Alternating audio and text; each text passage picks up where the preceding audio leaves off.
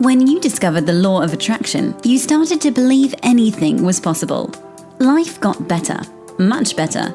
Now you want more, but it's not working. That's where the Manifest It Now show comes in. If you've been waiting for someone who can teach you the practical application to manifest quicker and easier while having more, turn the volume up, because the dynamic duo, Cassie Parks and Ginny Gain, are ready to teach you how to live the law of attraction like they do.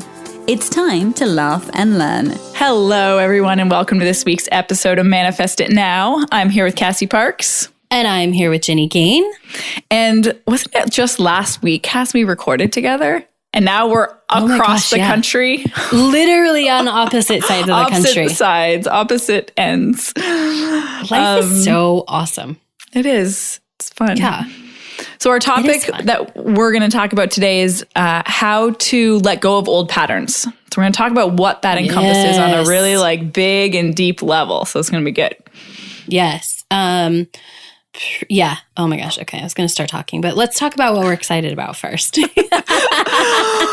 Well, this morning, it felt like Christmas morning. I woke up to a message that one of my good friends had their baby, and I'm so excited. It's literally I felt so much excitement and joy. And when I got the messages from her and she was like, we're so in love with our little girl. It's insane. And I'm like, I can't even imagine that because it's how I feel, and I can't even imagine how you feel. So I am just so excited about that.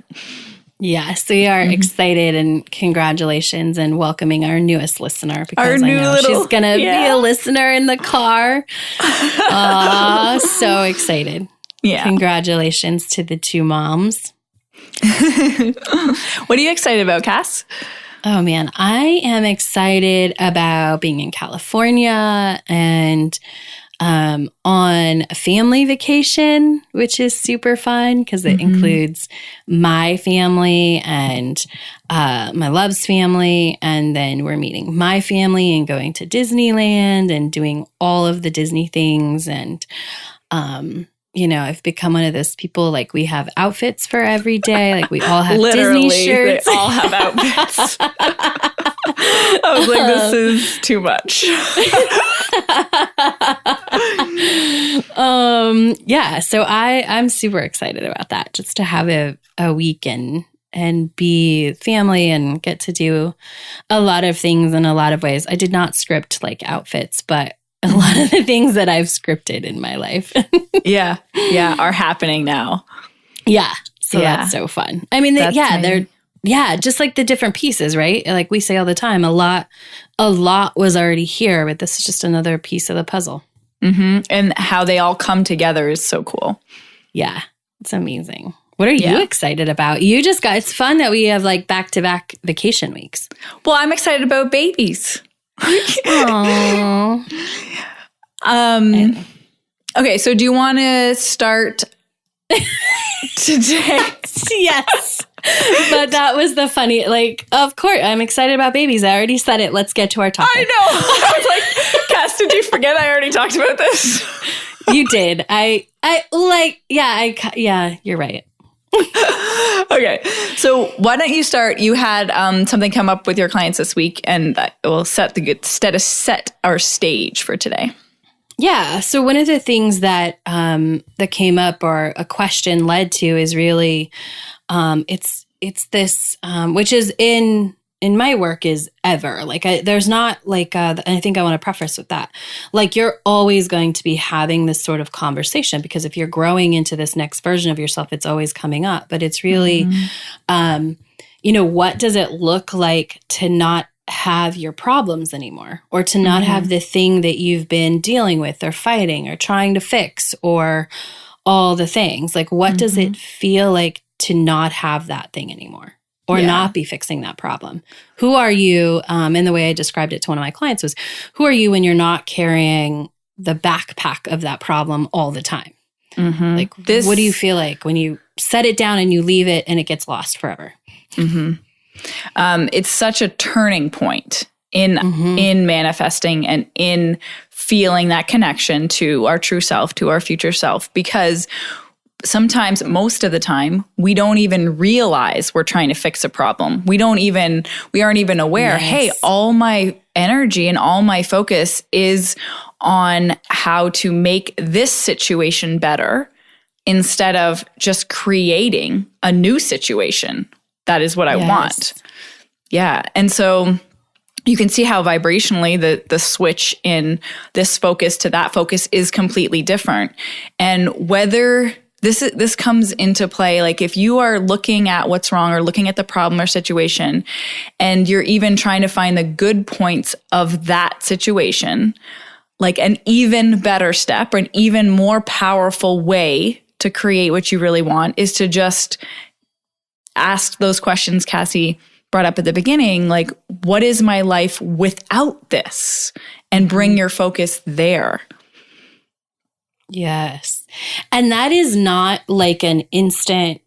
Just if you're listening and you don't have a coach yet, like I will say the first answer I've noticed with my clients is not always the answer is sort of, I don't want to say it's hard, but it takes a bit because it's really opening new space. Like if you're like, oh, I I would say sit a little longer because you don't, it's unfamiliar. You don't actually know unless you've invested the time in like, oh, what does that feel like? And it's more of it's like opening a little tiny possibility and then sort of letting the information come. It's very much not a thinking thing. Yeah, I would 100% agree on that. Like when you start to ask yourself those questions, it's almost better to not have an answer come to you right away because if it does, it's likely coming from your head and what you think is supposed to be the answer is going to be like it. But I found with my clients when I've asked things like this, it's like, oh, and there's like a silence because like because, oh, I don't know that because I've spent all my time and energy trying to fix this. What if it wasn't there? I don't know. And that's, I think, the best response. Yes, it is the best response. That's the that is the response that is like, because you don't know, right? Yeah. I love it when my clients are just like, oh, crap, Jenny, never thought about that one. Right? Yeah. Like I've been too busy spending all this time thinking about, and it's what we as, it's whether we're conditioned or it's a human thing, right? We think about how to solve a problem. And I think it's an Einstein quote that like says like you can't solve a problem with the same mindset that created it. Yes. Oh my God. I'm so glad you remembered that. Yeah. Did you guys get that? Like go back and listen to that quote because just let that sink in. And then you realize like you're trying to fix a problem is futile. It's not, doesn't work. It does not work. Do you want to talk? Well, wait, I want to just give one more thing on that. If you do, and I'm sure we've all experienced this of like, but I did work on this solution and Ginny and Cassie, I did think about my problem and come up with an answer. And I think that's possible, but it's not going to be the answer or the solution that's going to be permanent, as fulfilling as you really want, or the like ultimate one. It's going to be a Band-Aid and it might feel, and that's fine. There's nothing wrong with this, but there is a more powerful way. If you're looking for these ultimate solutions, the ones that align and pull you forward and allow you to step into it, like in a bigger way to the life you're creating. As you started saying that, I was like, it's not going to be long term. And then you said it, of course, because we both understand this. And you're right. Like having a Band-Aid or having a temporary, this feels better is not a bad thing. And at some point, it often gets like, you get tired of the Band-Aids, right? Because you have to find a different Band-Aid, like Band-Aids fall off. So, if you have the same thing, like over and over, you keep searching for this thing. And, when you get, and that in itself is like, even I would just, if you're listening and you want like okay, how can I apply some of the stuff that they're talking about? I would like just check in with yourself. Like, what are there things that I have thought I had the answer to like more than 3 times? And those are like the areas where you would want to ask these questions really big, because what happens is that the pattern starts to be, I find something to fix. Like it's really becomes this ingrained like circle of fixing it. Right? Because that's what we keep doing. We experience the pain, we find a Band-Aid, then the Band-Aid falls off, and we experience the pain, we find a Band-Aid, the Band-Aid falls off. And so those are the things that you want to just even if you just notice them, like if you're just like driving in your car when the podcast is over, you're like, is there anything in my life that I've tried to like, that I've found 3 Band-Aids for, I've tried to fix 3 times, and I've thought that it was fixed, but it keeps coming up. I remember, go ahead. Go ahead. I was just going to say, that's where you want to ask yourself, like, well, who would I be if I never had to do that again? Who would I be without that? Yeah. I remember about maybe 6 or 7 months ago, I was working with a client, and she had a health challenge, and it wasn't minor. It's a thing. And she was doing all the things, making everything, like making her health a priority and doing all the things to take care of herself and eat the right things and exercise in the right way and do the right mindset exercises and be, all these things. And that was her priority, to get her health better. Right. And I was like, okay, so if you didn't have this health challenge, what would you do with your days?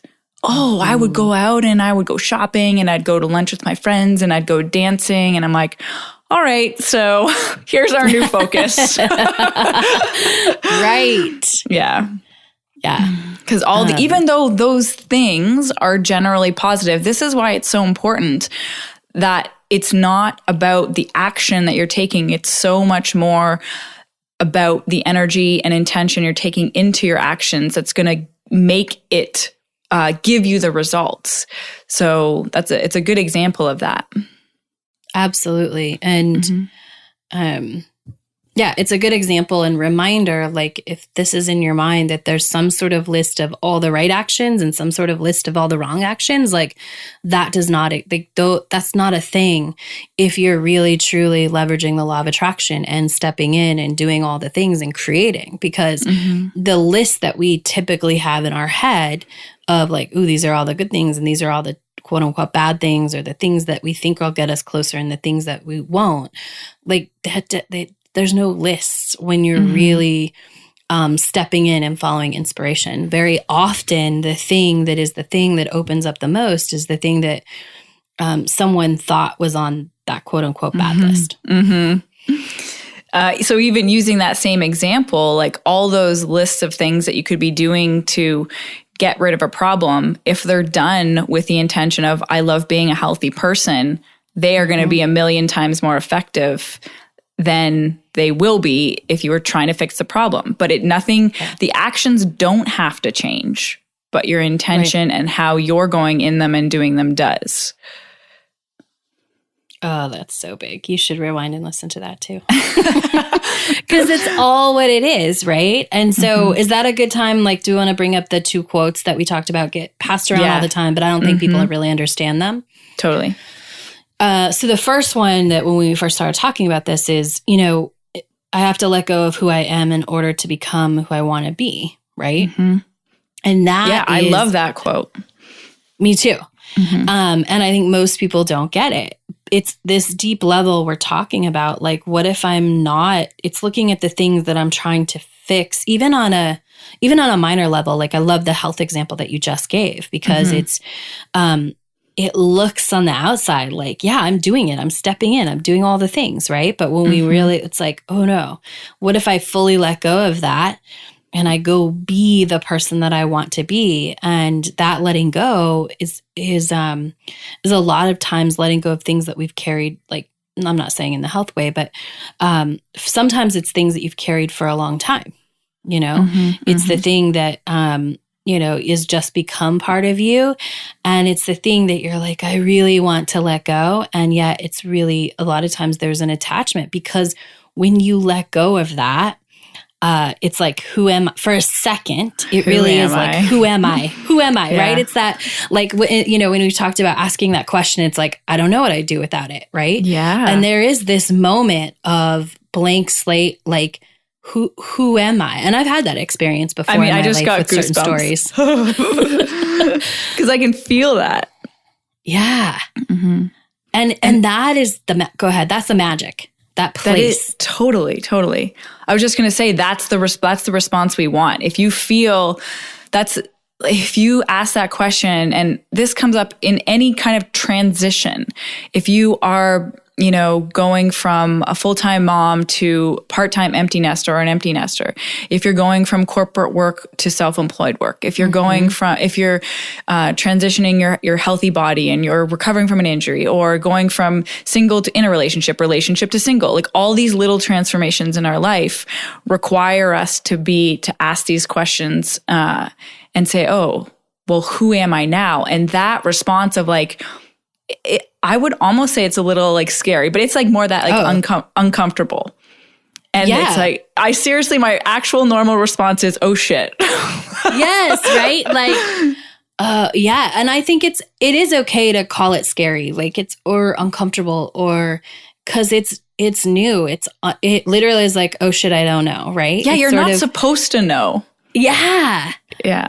You're not supposed to, which I just had this really funny example pop into my head. But because I was going to say, it's kind of that scary of like walking into a room naked, because that's your blank slate. Like there's nothing covering it. So I know, right? That seems scary. And then I'm like, but wait, we get used to that every day. Like we don't freak out every time we take our clothes off and then we go pick a new outfit. Mm-hmm. And this is really what this is it's, when we can put it sort of in that terms, like, okay, I've done something similar before, I can do this. I think sometimes that's helpful. And that's what it is. And it is supposed to be that oh shit moment. And if you've ever had a transition that you thought was gonna, this came up when I was listening to, when you were talking about the transitions, if you've ever had a transition that didn't have the impact that you wanted, or like you thought it was going to be life-changing and it wasn't, it's probably because what you did was you took, like, let's just say point A, and you just tried to merge it with point B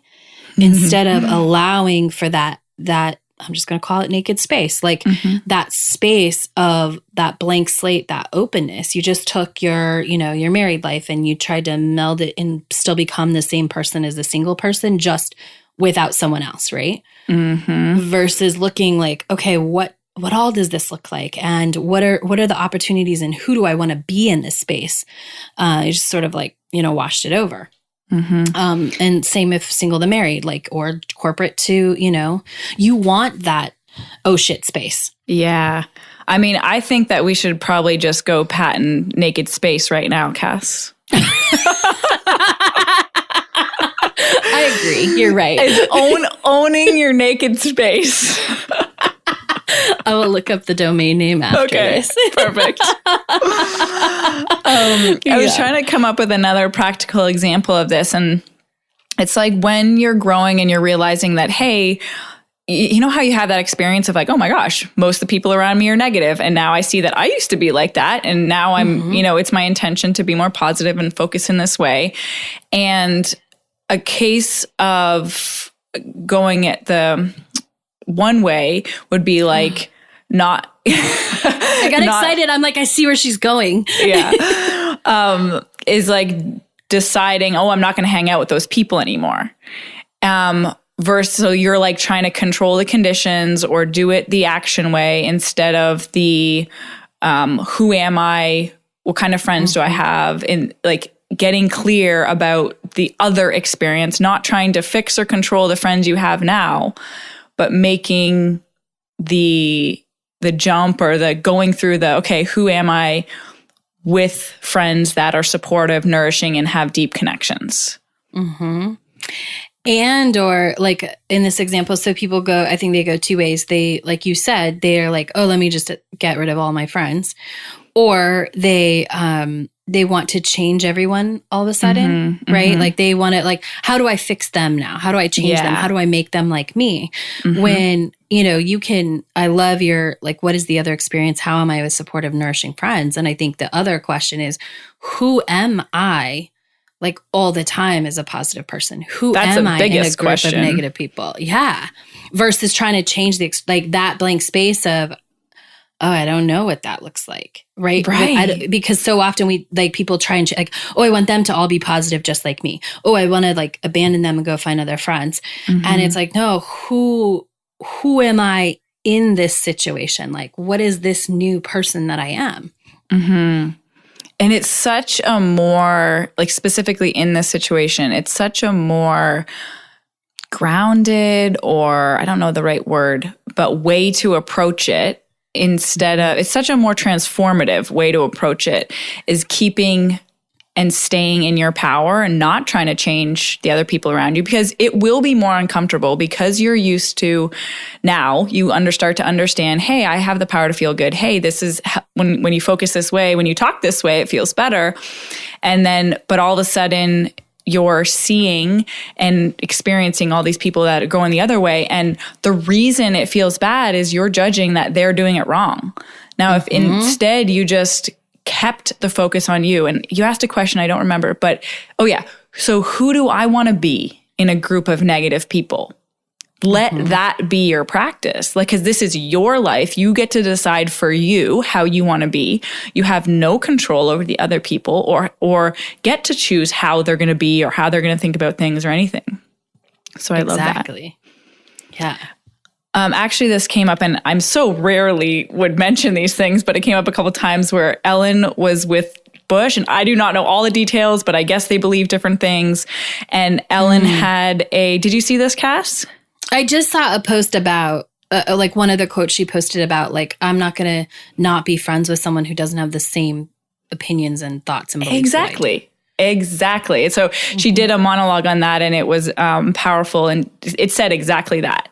So there's we are here to have differences, to have different opinions. And the more you honor that and let someone have theirs, and you just keep believing in yours because that's your right, it doesn't mean you can't be friends or like parts of people, and that's okay.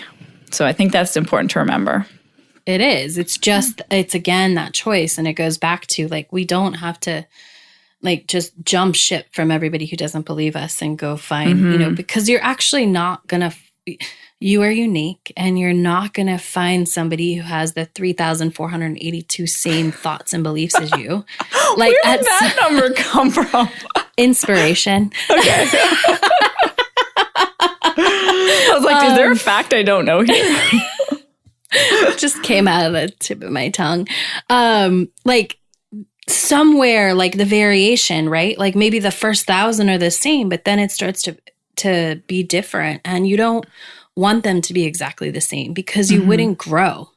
Yeah. Standing next to somebody who's exactly the same, and I think we demonstrate this on this podcast, sometimes we have differences of the way that we look at things, and that's just a way to grow. Like, it's either like, oh, I see that differently, or like, oh no, I believe this stronger. This is like, that doesn't happen like a lot with us. We don't have like far differences, but like it's just it's an opportunity to be more open to something, or to stand stronger in what you are. And again, it's who am I? And the biggest question, just to kind of bring it back to the beginning, is it's who am I without this problem? And if we're going to name one problem for this, it's who am I if I do belong everywhere? I like that one for that friend's example. Yeah. Because I think it comes to a lot of, that's a lot of it, right? A lot of people are trying to fix, how do I belong? And we're trying to fix it by leaving people and going to this and finding these people that believe like this. And it's really, how do I step into the person who belongs everywhere? Oh, I like it a lot. I love it. And quickly, just before we wrap up, there's that other quote that talks about the same thing we're talking about, and now I forget it. If you want to experience something different, you have to do something different. Yes. And I always replace the second do with be. So in order to experience something different, you have to be someone different. And that doesn't mean, so this is a great way to highlight the differences between the actions and the beingness. So it's not about what you're going to do. It's not about waking up early and meditating and doing your practice and getting out. It's not about only those actions. It's about who you're being in those actions. And I think so much of the willingness to be comes from your willingness to let go of this old patterns or old person, old stories, or the problems. And that takes a willingness, and it takes just this naked space first. I just had to get it in there. I was going to say it, and I was like, yes, she got it. It takes the willingness to be in the naked space. Yeah. And so just, one more point on that is that it's a lot easier to be in that space when, like, you don't need to know the answer. You don't need to know the path. You don't need to know even what's on the other side of that space, but being willing to be in that space will get you there, will lead you there. Yeah. Yeah, absolutely. All right, awesome. Everyone. We will see you next week. Bye. Go be awesome. Thank you for joining us on the Manifest It Now show, where you learn how to leverage the law of attraction to manifest your dreams. Now that you're inspired, share the love and review us on iTunes. While you're there, remember to subscribe.